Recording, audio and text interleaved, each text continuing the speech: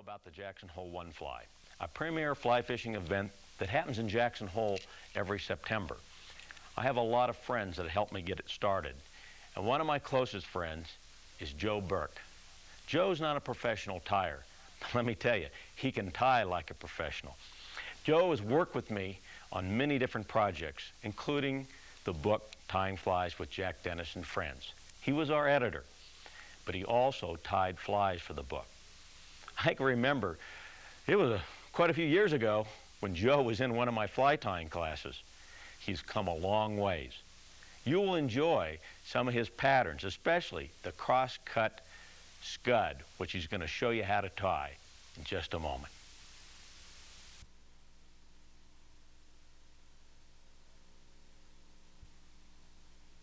Jack, thanks very much for the kind words. Years ago I had Jack for a fly tying class and learned a great deal of things that helped to refine my fly tying skills. And I thank Jack for teaching me how to walk on water. It comes in handy if you forget your waders. I'm going to tie the Cross Cut SCUD to start with. This is a pattern that Larry Walker showed me how to tie. It's a pattern that some anglers will say, I've tried scuds, no matter what, I can't catch a fish on them. Chances are you've tried it under the wrong conditions, and that's why it didn't work. They work best when it's either dark or certainly on an overcast day. If you're in a tailwater, oh, say on the Green River below Flaming Gorge, and there's been a big flush of water because they've opened up the hydroelectric gates, it can liberate a lot of those scuds so they're opportunistically available to the trout, and then the fish will really get on them and they will select those scuds oftentimes. People say, what color scud should I use? I would talk to the fly shop in the area that you're going to fish. Lee's Ferry in the Colorado River, for instance, I understand has a lot of very orange scuds.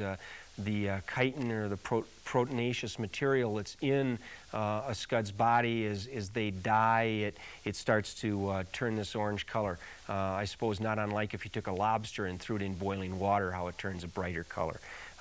Olive is a color I think that's most common, but sometimes gray can work, sometimes very darker shades of olive can work. I'm going to do kind of a medium color. I'm going to attach the thread, and for this I'm just going to use a 8/0 unithread.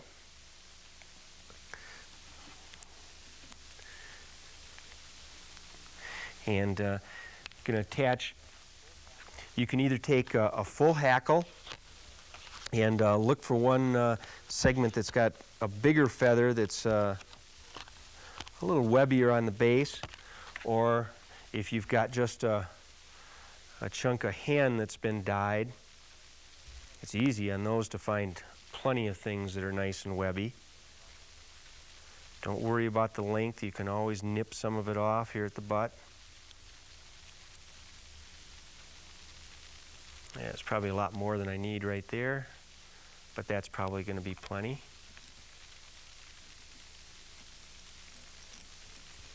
Just like tying it home with a camera on you, almost. And some of these things will hang down and kind of take their shape as you continue to tie. I'm going to use some just very fine gold wire. Some people prefer to use a monofilament in very small sizes. I think you can use your imagination in whatever you want to use for the ribbing.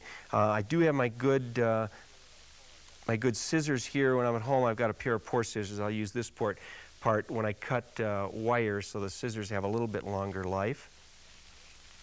Just going to attach this. And I usually attach things to the far side of the hook. Some people do it right on top of the hook to the near side. I just say whatever works for you. On my vise, and I use a Renzetti, mine has got a little material spring in the back, and this is a great place to just hang the stuff out of the way behind you. And then one Ziploc bag, probably smaller than this, would be fine and last you a lifetime. And I'll just cut a segment out of here randomly. You can use little bags if you want, any sort of a little Ziploc, sort of a sandwich bag or freezer bag or whatever. And if you want to know what millimeter it is, look on the box, I don't know. But this is what we're going to use for the little carapace or the back of this. And I'm going to attach it now and just cut it in a strip like about so. If it's too wide, you can always go back on the next one and cut one that's not quite so wide. You can always go down in size. It's tough to go back up in size if you've cut it away once or twice. And just where you're going to attach it, if you like, you can taper it a slight bit with your scissors. And I'll just use my thumb to kind of hold it in place, see if I can catch it here with the thread. Haven't been too successful yet, but I will. Haven't been at all successful, but I will.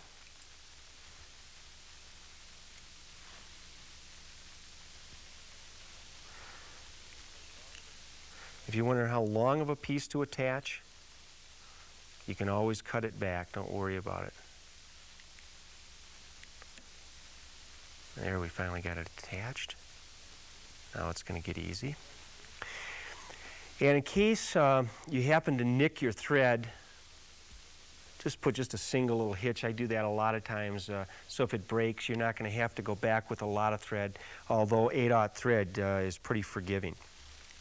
What I'm going to use to dub the body is just any sort of an Antron blend sort of a material. Works fine. If you've got a favorite blend of your own that you make up, that would work well, or just whatever you can get at your fly shop. And if you're anything like me, I'm an addict in bookstores and fly shops. I go in and get all kinds of different fly tying material. I'm going to use Larry Walker's Dub It tool to dub the body on this, and the reason this is called a crosscut scud is because of the dubbing technique that's crosscut. And there's a little hook, kind of like and it's spooned to one side, and you just want to grab your thread like so. Now with 8/0 thread, if you're way, way back down here, the number of twists can break that thread, and you don't really need to go that far down. If you just go about like so, and make just a couple of turns, and then just drop the thread behind it and go back over, and that'll lock the top in. And I've done just about enough that, as you can see from tying a few of these, you can just then set the Dub It tool down, and that way it's not going to spin on you. And you don't want to take great big clumps of this dubbing material or whatever material you use off, because that's not necessary. Just little bits, and you just put it up between the loop. And if you noticed, I have not waxed this thread. There's an old adage, and whether you want to adhere to it or not is fine, that for wet flies that you don't wax the thread, because then the thread won't absorb water and sink. Dry flies, you don't want the thread to absorb water. Whatever, but that's not a bad rule of thumb, and that's the way I learned it, and that's the way I go by it. And just start feeding some of this up into here. Try to get it as flat as you can in a relatively thin amount of it, and you'll see the reason for that. When I do start to spin this, it'll turn over real nice. Okay, that's probably enough in there. And now if I kind of pinch the edge like that, take my scissors, I can go along here and cut. So I've got just about an equal amount on each side. Now when I first saw Larry doing this, he would lay it out in his bench and really have a lot of fun sorting the stuff out. And I said, why don't you do it this way, Larry? Would it work like that? And he kind of looked back and he said, I think it will. Now if you still hold on with your left hand and make a few turns here, and then when I let go of that, that's locked in there, it's just going to flip right over. Now what I'm going to do with my right hand, take my thumb and my index finger and put it just down below here, and then there's a number of different colors of this segment, but just spin it, and you don't have to torque down real hard. In fact, it doesn't work as well if you torque down back towards yourself with a Dub It tool. Just let it free spin. And as you can see, there's a real nice fuzziness here, a chenille, if you will. Try not to cut your thread when you do this. I've done that before. Okay. Come back to where we're going to start our dubbing. I'm going to come back up here just to get this out of the way. Be nice if you could sometime tie enough flies that your kids would evolve a third hand. You could just sit back and fish with all their flies that they easily tie. All right, and again with my rotary vise,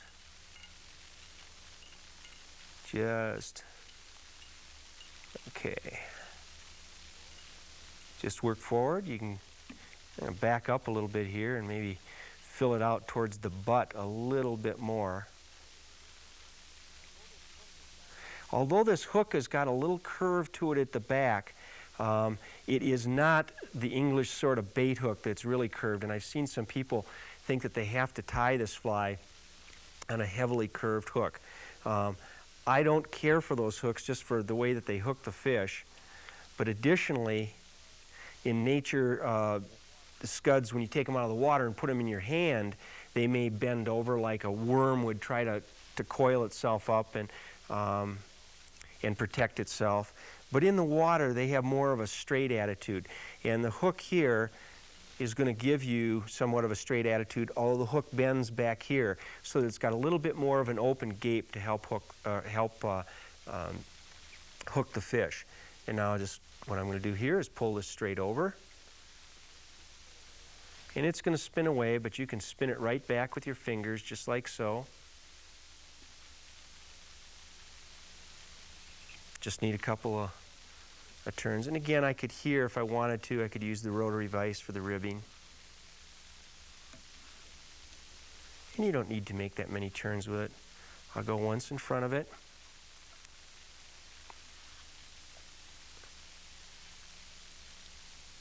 Okay, let's cut all that off.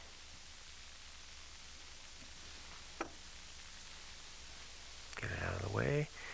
I take my thumb a lot of times just to push that stuff away from the eye of the hook. We'll whip finish it. And you're going to say, well, what about that little antenna that's in the front? I'll tell you what, if you want, you could put an antenna on just as there's this little tail in the back to hang down off of the front. I have not found that it makes a difference, that the fish can tell the difference one way or another. All the ones that you're going to buy in a fly shop will probably have antennas sticking in the front and back. And if you notice in the book, there's little hackles sticking front and back. Again, I don't think that the fish can see the difference. If you've got any little stuff like that that's hanging off, don't cut all of it away yet. And I'll show you why. And we've whip finished that. We'll get that out of the way. And you can take your bobbin, or if you have a little dubbing teaser, works really well, and just pull out little bits of this Antron dubbing that you've put on for the crosscut, and there'll be plenty of fuzziness from crosscut dubbing. And you pull it out, and here are all those little under appendages that you'll see on scuds, and the fish can really see it. It lights up when it's underwater. There you have it. Crosscut SCUD. Go fishing and catch a bunch of fish with it.